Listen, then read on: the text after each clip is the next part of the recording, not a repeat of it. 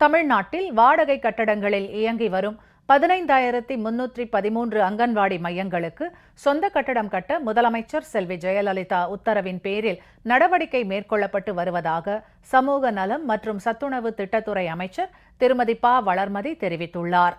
தமிழக சட்டப்பேரவையில் இன்று கேள்வி நேரத்தின் போது உறுப்பினர் ஒருவரின் கேள்விக்கு பதிலளிக்கையில் இவ்வாறு குறிப்பிட்ட அமைச்சர் திருமதி ப. வளர்மதி, மாவட்டந்தோறும் அங்கன்வாடி மையம் அமைப்பதற்கு மாவட்ட ஆட்சித்தலைவர் தலைமையில் குழு அமைக்கப்பட்டுள்ளதாகவும் தெரிவித்தார்.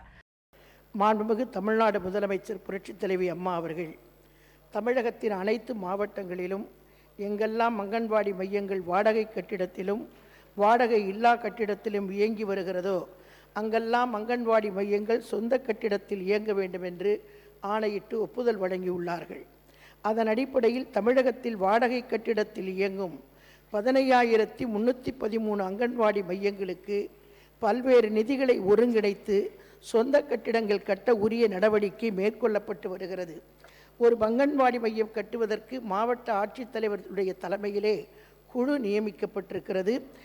மற்றொரு கேள்விக்கு பதிலளித்த மின்சாரம், மதுவிலக்கு மற்றும் ஆயத்தீர்வைத்துறை அமைச்சர் திரு நத்தம் ஆர். விஸ்வநாதன், காஞ்சிபுரம் மாவட்டத்தின் மின் தேவையை உணர்ந்து 33 துணை மின் நிலையங்களை அமைக்க நடவடிக்கை மேற்கொள்ளப்பட்டுள்ளதாகவும் இவற்றில் 16 துணை மின் நிலையங்கள் கடந்த 2 ஆண்டுகளில் செயல்பாட்டிற்கு கொண்டுவரப்பட்டுள்ளதாகவும் தெரிவித்தார்.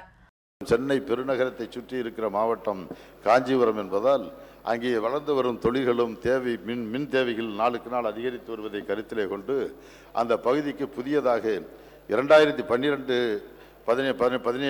ஐந்தாண்டு திட்டத்து காலத்தில் ஏறத்தால் அந்த பகுதியில் அந்த மாவட்டத்திற்கு மட்டும் 33 துணை மின் நிலையங்கள் அமைப்பதற்கு முடிவு செய்யப்பட்டு அதில் இப்பொழுது அம்மா 16 துணை மின் நிலையங்கள் அந்த பணிகள் முடிக்கப்பட்டு அம்மாவர்கள் திருக்கரத்தாலே தொடங்கி வைக்கப்பட்டு அது பணியிலே இன்றைக்கும் செயல்படுத்தப்பட்டு வருகிறது.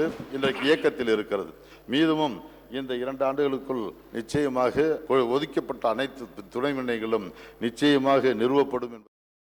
ISI முத்திரை தொடர்பான மத்திய அரசின் உத்தரவை தமிழக அரசுதான் முறையாக செயல்படுத்தி வருவதாகவும் முதலமைச்சர் செல்வி ஜெயலலிதா 3வது முறையாக ஆட்சி பொறுப்பேற்றுள்ள 3 ஆண்டுகளில் ISI முத்திரை பொறிக்கப்படாத தரமற்ற சுமார் 8 லட்சம் ரூபாய் மதிப்புள்ள மின்சார பொருட்கள் கைப்பற்றப்பட்டதாகவும் ஊரக தொழிலாளர் நலத்துறை அமைச்சர் திரு பி. மோகன் குறிப்பிட்டார்.